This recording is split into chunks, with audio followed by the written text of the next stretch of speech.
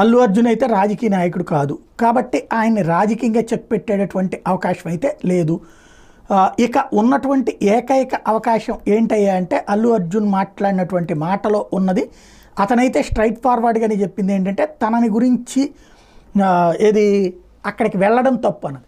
నాకు నచ్చినోళ్ళు నా స్నేహితుల దగ్గరికి వెళ్తాను, వాళ్ళకి కావాల్సింది చేస్తాను, ఇది నా గురించి మీకు అందరికీ తెలుసు అన్న మాటతో ఏదైతే ఆ రోజున శిల్పాని కలిసి అభినందించినటువంటిది, వాస్తవంగా ఓటేయమని కూడా అతనేం అడగల, జస్ట్ నా మనిషి అని చెప్పాడు అంతవరకే. ఆ ఒక్క కారణం పోయినట్లుగానే అతను గెలిచాడా, గెలవలేదు. కానీ తను అనుకుంటే ఎంతకైనా తెగిస్తాను అన్నటువంటి చెప్పుకొచ్చాడు. ఇప్పుడు అదే పవన్ కళ్యాణ్ ఫ్యాన్స్కి, మెగా ఫ్యాన్స్కి నచ్చట్లేదు. ఇప్పుడు వాళ్ళందరూ ప్రెషర్ చేస్తోంది ఏంటంటే పుష్ప 2 డిసెంబర్ 6న రిలీజ్ అవుతుంది కాబట్టి దానికి ఇప్పుడు మిగతా సినిమాలకు ఇచ్చినట్టుగా ఎక్స్ట్రా షోసు, ఎక్స్ట్రా